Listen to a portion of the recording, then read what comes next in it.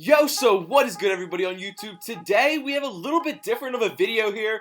We're actually deleting the star player from every NBA team in NBA 2K21 and seeing which team actually ends up being the best. Of course, guys like Embiid, LeBron, Jimmy Butler, so on and so forth, every team's top player is deleted off the NBA 2K21 roster.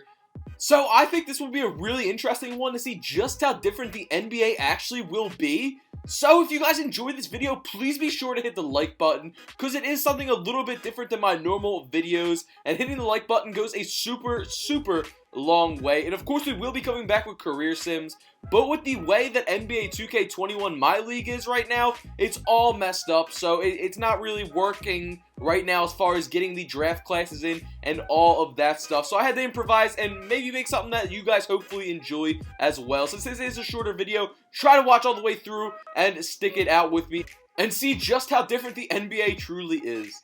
So here we are at the end of the season. Anthony Davis gets MVP, Dylan Windler gets Rookie of the Year, Spencer Dinwiddie goes ahead and gets himself 6th Man of the Year. And I'm kind of interested to see what these All-NBA teams are going to be looking like, so let's take a look. D'Angelo Russell, Russell Westbrook, Anthony Davis, Chris Middleton, and Bam making up the first team. The second team, you got guys like Zion and Sabonis. And look at that, the third team, you even have Dennis Schroeder and Julius Randle and Andrew Wiggins making the All-NBA third team, man. That's just kind of crazy to think about. So let's look into these standings and see if there's anyone that pops out that's kind of like, oh wow, they didn't make playoffs, or wow, they're a lot better than maybe we expected them to be. Number 1 seed in the East, the Toronto Raptors without Pascal. Makes sense. Number 2, Sixers without Embiid. I can see it. Cleveland Cavaliers actually coming in the number 5 seed, obviously. They lost Drummond, which is really no big hit to them, I feel, because despite him being the highest overall on the team, I don't think they really play through him all that much. So the East honestly looks pretty normal to me. But when we go to the West, the number 1 seed ends up being the Pelicans without Brandon Ingram. That one was a surprise to me. Number 2 here, a huge surprise to me. The Kings were the second best team in the West without De'Aaron Fox. I'm not sure how that one worked. Memphis Grizzlies at number 3 without Ja Morant. Number 4, the Thunder fall down with Dennis Schroeder. This one was kind of crazy. Even with Anthony Davis, the Lakers still only come in the 5 seed. Some difficulties for the Mavs without Luka coming in as the number 7 seed. The Clippers actually end up missing playoffs without Kawhi Leonard. The Warriors missed playoffs without Steph.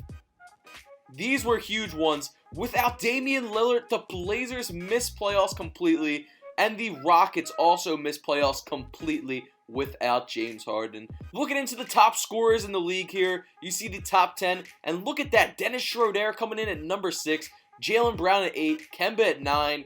This league is a heck of a lot different than what it is in real life. So we're going to simulate through the first round and see who ends up advancing through this weird playoffs here, and see who honestly ends up technically being the team with the most depth in the league that actually wins it all. So, post-first round here, we have a lot of interesting guys getting knocked out here. As you can see, the Pelicans knock out the Nuggets in a 5-game series. The Celtics end up losing to the Nets there in a Game 7. I feel like the Celtics are one of those teams you think of with a lot of depth, but they did get bounced in the first round. An interesting matchup's going to be there with the Lakers and the Pelicans. You got the Kings versus the Grizzlies, minus Ja, obviously. Sixers versus the Nets here. That could be a very interesting and good series. And then Raptors versus the Cavs. So let's see just how this number 2 round of the playoffs ends up playing out here. So as you can see, it is off to a quick start, and the Cleveland Cavaliers have already been bounced by the Raptors, as well as the Nets did just lose to the Sixers in 7. And we got the Pelicans and Lakers going to a Game 7. And we'll hop into Simcast for this one and see maybe if it gets a little spicy. We will hop in and see just how maybe the ending of it plays out. But it was more of a blowout there by the Pelicans, with Zion dropping 46, 12, and 4 on 20 of 26 shooting to get it done, baby. He went absolutely crazy. Dylan Brooks leading the Grizzlies in scoring, but they could not get it done. Kings moving on to the next round. Tobias Harris, Ben Simmons, and Alec Burks absolutely showing out for the Sixers to get it done over Kyrie and Joe Harris. And Serge Ibaka turning back time, putting up 38 points for the Raptors to get it done in Game 5 there. So, This is a matchup that will always haunt me here. You got Sixers versus the Raptors. As a Sixers fan, you know, tough seeing there, but it is what it is. Pelicans take out the Kings pretty easily over there. And then Sixers and Raptors will be going to a Game 7. Of course, we're going to hop into Simcast and see just how this one plays out. Back and forth early on here. So if it gets really good and we have an opportunity to hop in and see how this ends, we will, and it's looking like we will. So Sixers are down 1 here. Raptors with the ball. Kyle Lowry drives in for a fairly easy kind of banked in floater there. Sixers down by 3. Kyle O'Quinn, wow. Kyle O'Quinn probably just sold the Sixers there for possibly a chance to win this game. Not sure why out of any shot there, the most efficient one would be Kyle O'Quinn to take a contested mid-range, and that is the dagger right there. Kyrie dimes it over to Fred VanVleet for 3, and they change the player of the game, sponsored by New Balance now. Kyle Lowry obviously having a fantastic game there. Tobias Harris dropping 33 points in the L. Kyle O'Quinn absolutely sold the Sixers. Raptors here in the finals up against the New Orleans Pelicans with the beast that is Zion Williamson. Let's see if this one goes into a Simcast.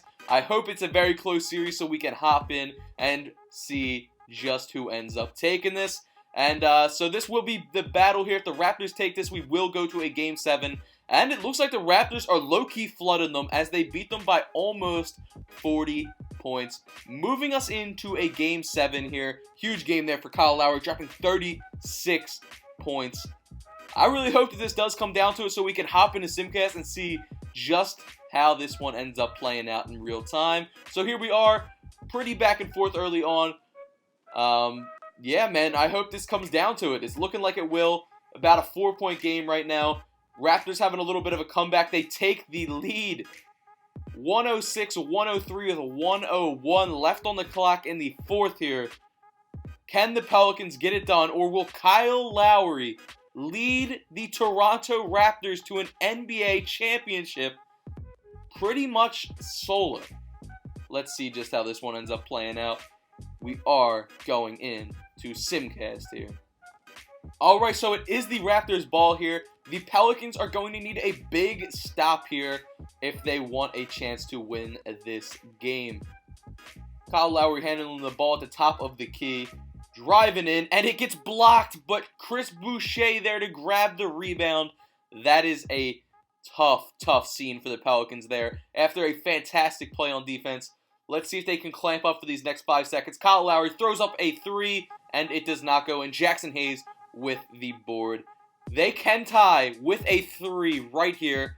Let's see what they end up doing. Derek Favors to Jackson Hayes to Alonzo Ball to the cutting Zion, and whoa, Zion sells a layup, man.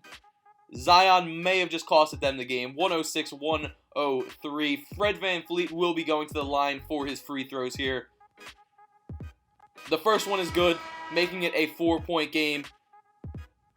And let's see, can he brick one of these to give them maybe a little bit of extra hope? And it is a 5-point Toronto lead here. Yet again, I wanted to show that it is New Balance player of the game now. Kyle Lowry, player of the game, shooting 4 for 14 tonight, which is definitely interesting. So the Pelicans do need themselves a 3 here, in my opinion, to come back and possibly have somewhat of a chance. But instead, they go for a 2. They drive in. Drew Holiday gets fouled. He hits his free throws, making it a 3-point game yet again. But this is just going to end up being a game of fouls back and forth here. And with Fred VanVleet hitting both again, it is a 5-point game yet again. They need a 3-pointer here if they want to stay alive. And they throw up one with Lonzo, but it is a brick. Zion fouls him. And Fred VanVleet going to the line yet again. Of course, these are most likely going to be knocked down as he hits his first one. And I'm just going to assume Fred VanVleet's pretty automatic from the line and going to smack this one as well as he does, making it a 7-point game.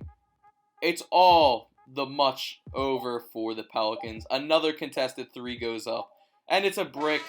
The Toronto Raptors are the best team in the NBA when losing their star player who obviously is Pascal Siakam. That's what NBA 2K21 has to say, at least. I'm somewhat interested to see which one of these Raptors ends up getting a Finals MVP here, because a lot of signs would say it points to Kyle Lowry, but I feel like Fred VanVleet stepped up a lot when this team needed him as well, so I think it could go either way. And let's not count out that it could be Serge Ibaka, who did drop a 38-game point performance earlier in the second round of the playoffs. So I'm definitely interested to see which one of the guys end up getting that Finals MVP award.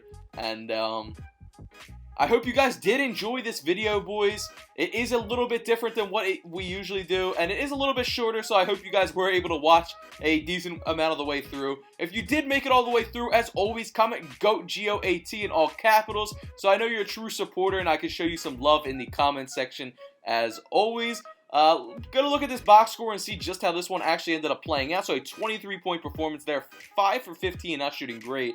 Norman Powell being the second highest scorer, despite a 39-point game there for Zion, dropping 18 of 29, doing his thing. The Pelicans still could just not get it done. Let's check out who got the MVP of the Finals real quick. I'm assuming it is Kyle Lowry, and it is. So no real surprise there, boys, but if you did make it through all the way, I do appreciate you. Leave any suggestions for videos down in the comments as always. I hope you all have a fantastic day, boys. Bean out.